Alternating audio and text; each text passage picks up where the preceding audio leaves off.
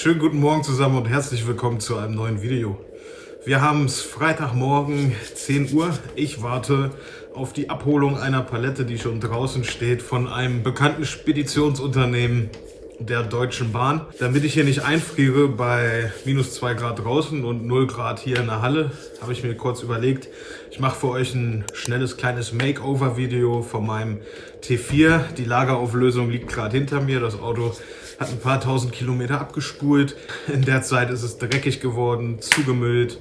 Das Armaturenbrett ist staubig, der Tacho ist dreckig, der Fußboden ist saudreckig. Überall bin ich mit meinen dreckigen Fingergriffeln so ein bisschen dran gekommen. Und da wollen wir einfach mal wieder den Dreck aus den Polstern und aus den Teppichen nehmen. Wir machen die Kiste einfach mal sauber, so dass man sich da drin auch wieder wohlfühlt. Da nehme ich euch mit. Vielleicht gibt es ein paar kleine Tipps und Tricks und Kniffe. Dazu ist mein Fahrersitz total durchgesessen. Er ist super unbequem. Sozusagen nach einer Stunde Sitzen tut einem schon der Hintern weh. Da wollen wir mal ein bisschen entgegenwirken.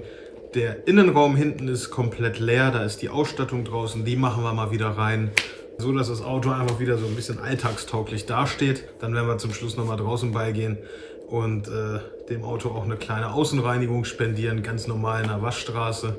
Und dann war es das auch schon für das kleine Video. Es geht hauptsächlich um den Innenraum. Legen wir auch gleich mal los. Also Leute, als erstes misten wir die ganze Karre natürlich mal aus. Man sieht hier so ein bisschen, wie maddelig alles ist.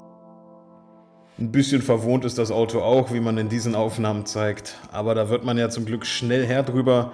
Also einmal raus mit dem ganzen Zeug und dann geht's weiter. Hier sieht man nochmal den durchgesessenen Sitz. Auch um den werden wir uns kümmern.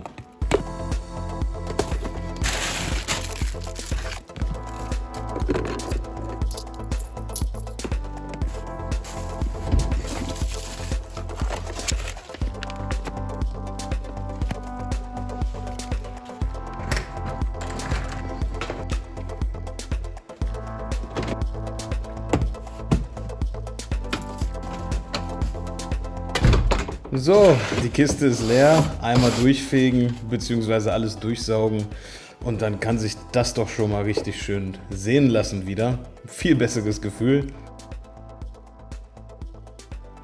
Was die Reinigung betrifft, fangen wir mal bei den Türpappen an. Hier sieht man schon so einen Detailing-Pinsel und jetzt einmal den Arbeitsgang im Schnelldurchlauf und gleich werde ich es noch ein bisschen erklären.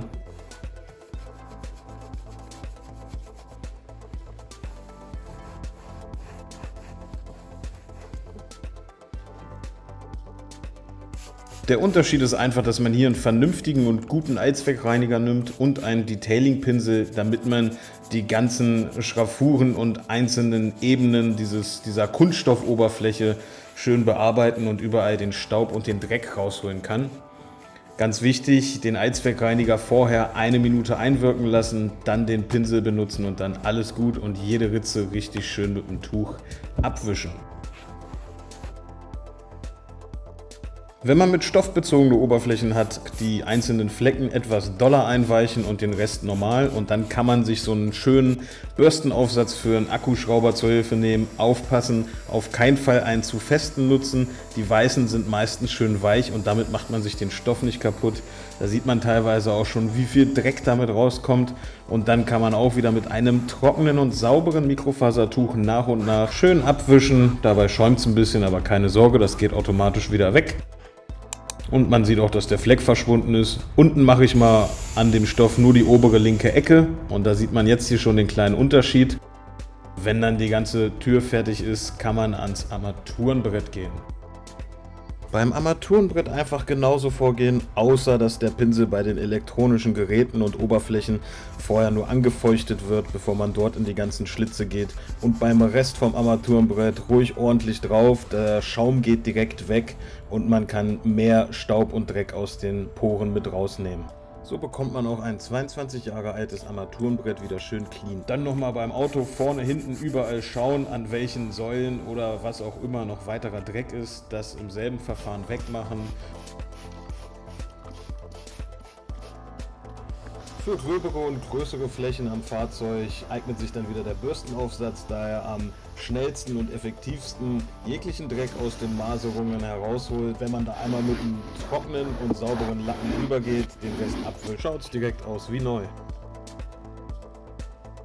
Es geht direkt weiter im Text. Wenn es euch zu schnell geht, pausiert das Video, spult nochmal zurück und schaut es euch mehrmals in Ruhe an. Hier seht ihr bereits, wie ich die Schrauben von der Sitzfläche löse. Das sind nur 2 Stück vorne, goldene Torx-Schrauben. Wenn ihr die draußen habt, müsst ihr die Sitzfläche nur noch nach vorne rausziehen und ist hinten minimal eingehakt.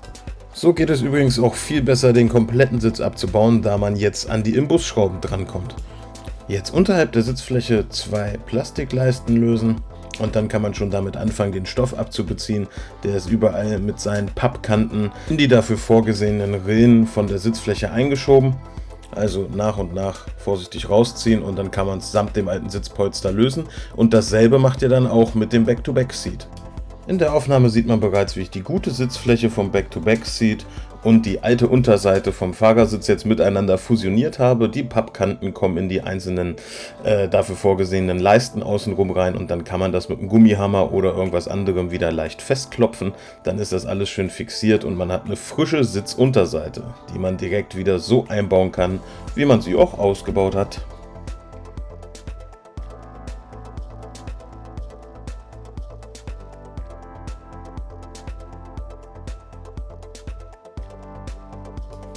Zum Abschluss geht es nochmal hinten an den Innenraum. Dort machen wir nochmal die komplette Ladefläche sauber und dann bestücke ich noch das ganze Fahrzeug wieder mit seinen Bestandteilen, sodass er ein bisschen als alltagstaugliches Fahrzeug wieder dasteht.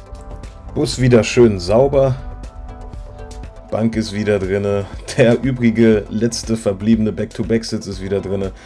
Kofferraum machen wir uns noch fertig für die nächste Tour direkt mit Spanngurten, Warndreieck und Verbandskasten natürlich und dann ist die Karre auch erstmal wieder fertig.